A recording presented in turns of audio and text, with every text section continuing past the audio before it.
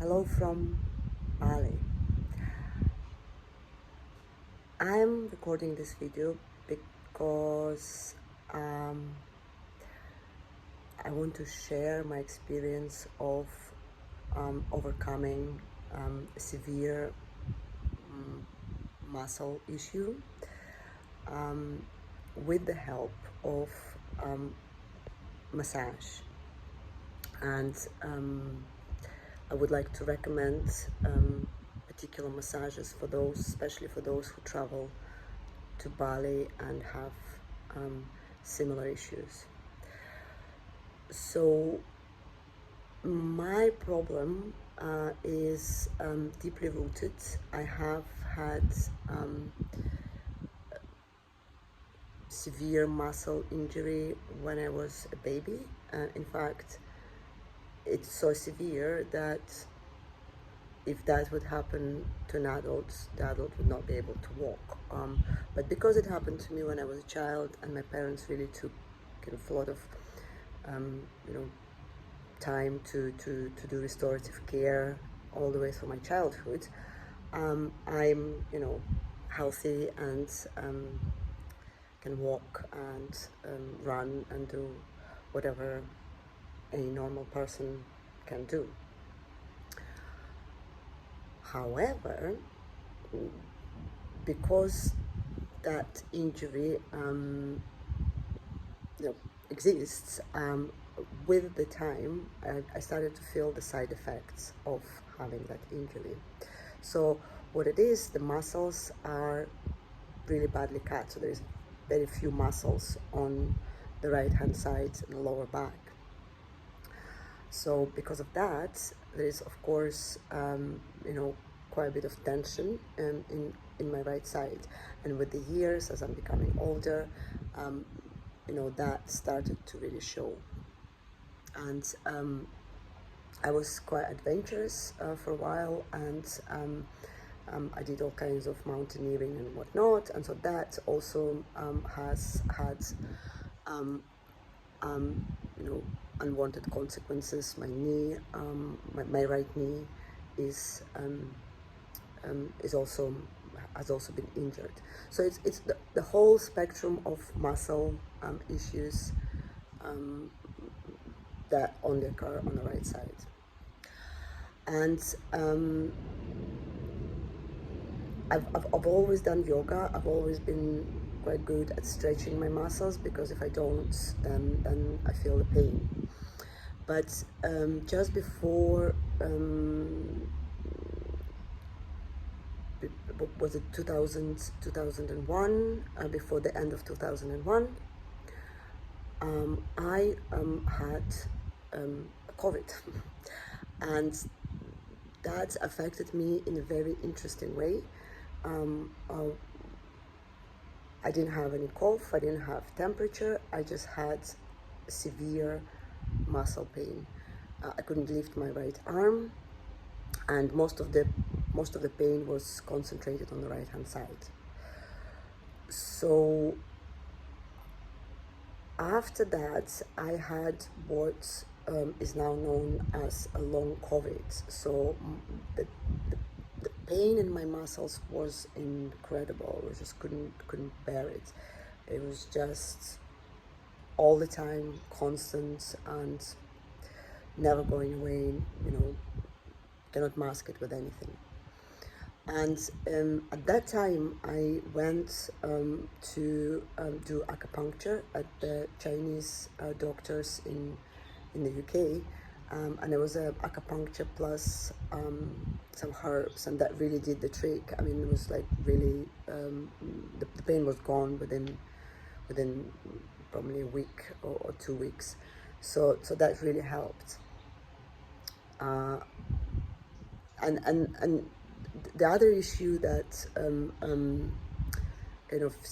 that I had since then was that I had a bit of a fear of exercising after that.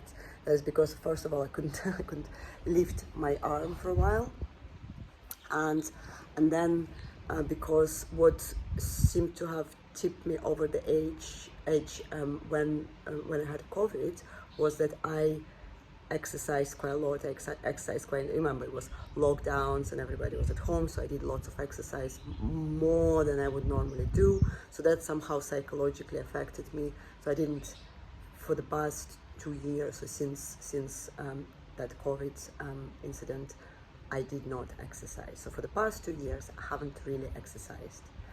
And I work from home, I work online, and I work full time. And I was just sitting in front of my computer, working in a rather stressed position. You know, my posture has really changed as a result of this 2 years. My neck has gone forward. So the lack of exercise, I mean, there was complete self-neglect. So these 2 years of self-neglect post-COVID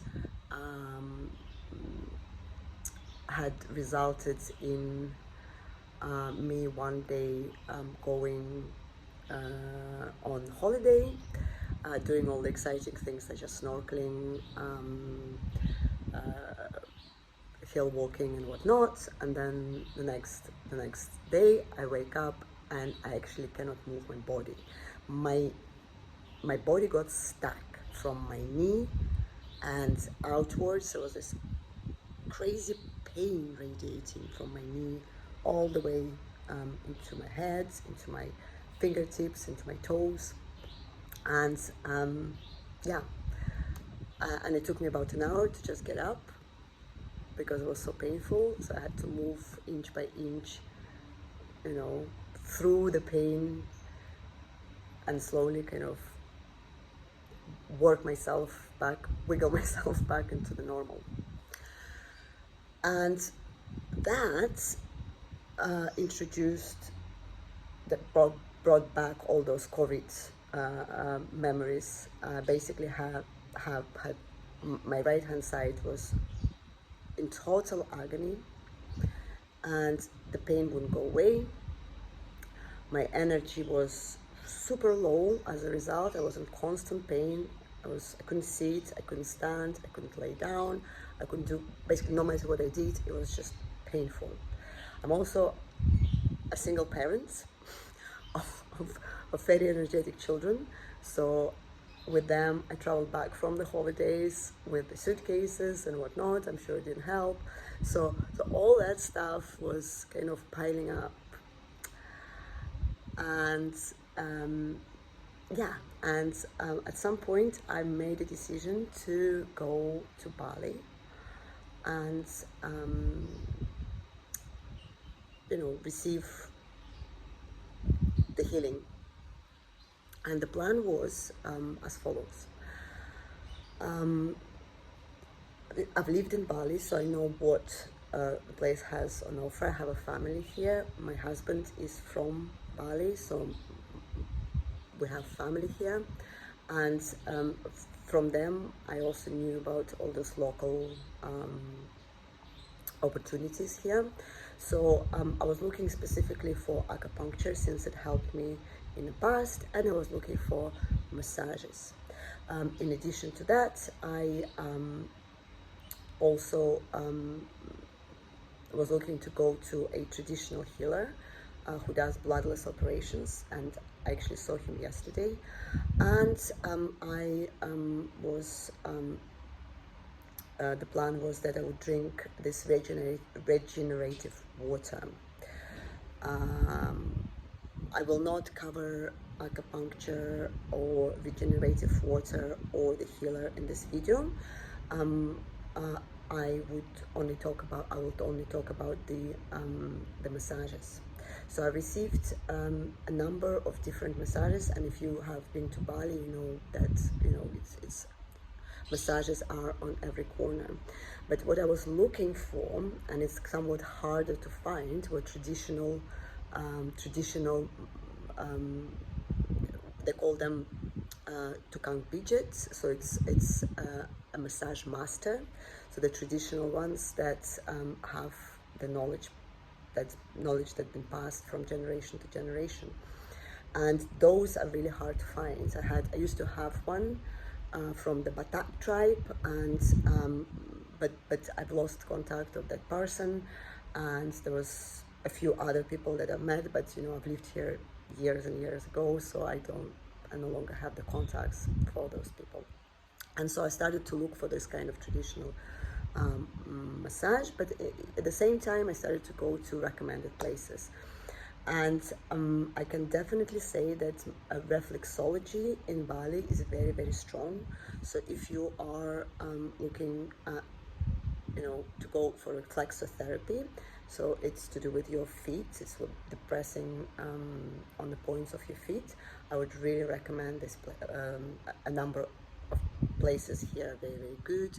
And I don't know whether it's something you can read on reviews, but I go to simple places. I go to places where the local people go, and I've had very excellent reviews from my mother-in-law, and the places here are really, really good. So the next type of massage that is available here is shiatsu, and that is something you can do anywhere, well, pretty much in every spa massage salon that exists, in the south of Bali, at least. So those are specific. So I would not recommend it if you are, kind of thin and petite like me, because well, my masseuse was heavier than me and it was incredibly painful. What they do, they actually walk on you.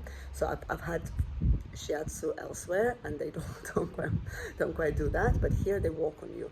And at certain points were just really, really good. It was good after. I felt good afterwards, but I don't think that was particularly good to continue. So I just received one session of that shiatsu and I felt, well, I would not survive another session of somebody heavier than me walking on my back. Just not gonna happen. So another massage that I've had is Thai massage. So here you can find specialists of Thai massage, and the Thai massage is amazing. Thai massage is all about stretching. So they stretch you, they tie you into knots and they stretch you, and it's wonderful. It's just such a good feeling. And it's also available in many different places. Here you would need to look for like a massage salon. So it's not something that you don't need to look underground for special people. So it's something that you can always go and do. Now, the third type of massage is what is advertised here as Balinese traditional massage. Now, it is advertised pretty much everywhere. I don't know whether you get a traditional Balinese massage if you go to one of those places on the street. Just because it's not something that people usually learn, it is something that people usually pass. So it's something that is passed on generationally. And after much searching, I have finally found this amazing lady that is the master of massage. And after one session with her, the pain was gone. After the second session, I just feel completely repaired. So I only had 2 sessions with her and I feel completely repaired. And I'm going to go for the 3rd session, not because I'm in pain, but because I just want to suck in the goodness. And I just want to have, as much of that as possible. It's amazing. So what this traditional Balinese massage is about. So they are looking for those blockages. So they're looking for the sore points. So they go through muscle. So it's a deep deep muscle tissue massage. So they go super slow through all the points and they locate points of pain. And usually there is something like a pump underneath, or like tightness in your muscle that they're looking for, and then they massage it in a certain way to, you know, unblock it, and it's incredible. It's just makes you a new person, that massage. And as I said, they have to go really, really slowly. So I would recommend, if you do something like that, just go for 2 hours. So then the master does not have to rush. And the amount of knowledge this woman has, it's unbelievable. So she was talking to me about all those points. She was explaining how it all, you know, which point corresponds to what. She was advising me on how to self-massage, you know, to get, you know, if you have pain in your knee, do this. If you have that, do this. So it's just incredible, the knowledge, unbelievable. So these kind of people are highly recommended and are hard to find. So one thing that I would definitely say, and that is something that I've heard in the past, and this is something that's been confirmed by the lady, by the master of massage who massaged me here, is that do not go for you know, street massages, so something that is advertised outside and it says head massage, or specifically head massage, is not recommended, because when you massage the head, you go all the way up to your shoulders and not down. And she said that it's not, you basically you don't massage the head until you massage the body. So the body must be massaged first, and the head is the last, because the circulation will then start going, and if the body isn't massaged thoroughly, the circulation cannot go. So whatever you've done, you just kind of created this process that cannot have any outlets. So the lymphatic